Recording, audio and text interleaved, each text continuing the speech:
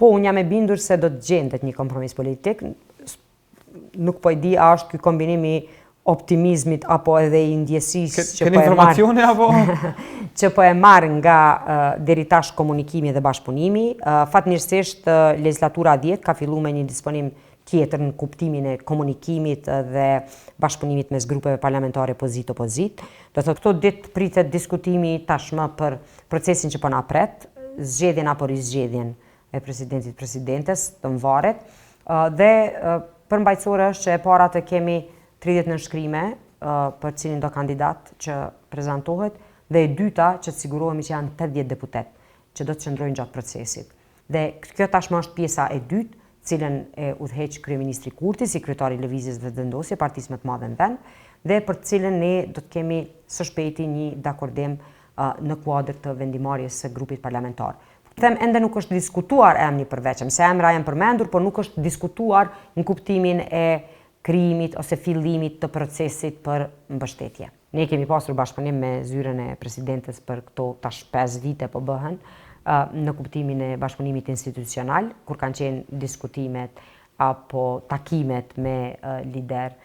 Kemi pasur rastin kur ka pasur zyra presidentes amandamente për buxhet të shtetit, të cilat pastaj janë përcjell nga këshilltarët e saj për komisionet relevante dhe unë besoj që edhe me përfaqësimin e saj jashtë vendit, edhe me aktivitetin e saj brenda vendit, ka treguar një performancë. Them që është kandidaturë shumë serioze në raport me pozitën, vendin dhe zyrën që ai e mban, ose që pretendon ta vazhdojë edhe për 5 vite tjera. Nuk kemi pasur diskutime me kryeministrin Kurti në specifik për këtë, për shkak se deri më tash diskutimet ishin qoftë për konstituimin e kuvendit, pastaj edhe për qeverinë. Mendoj që në momentin kur thirret seanca duhet të kemi vetëm dakordimin se do të jemi 80.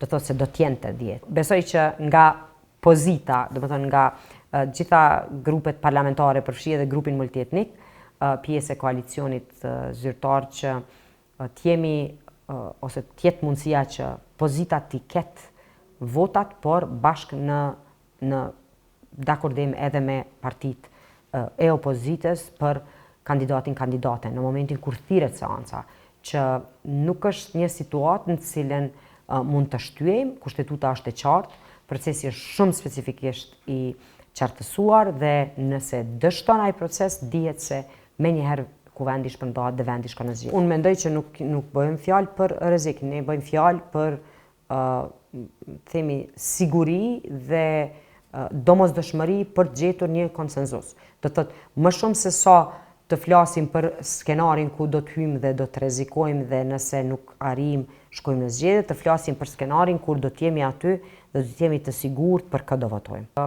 Shumë e rëndësishme është që të rikthehemi në pikën ku secili subjekt përkundërit ashtë pozita apo opozitë e marrë përgjegjësinë për proceset në vend, siç e kemi pasur.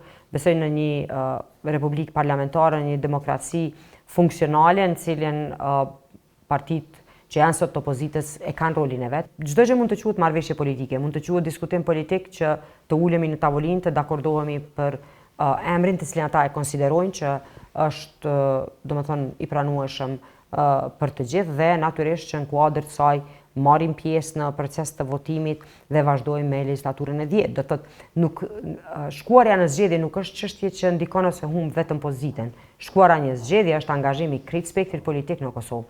Prandaj edhe të gjithë e kanë pjesën e vet të përgjegjësisë dhe vendimarrjes në këtë proces.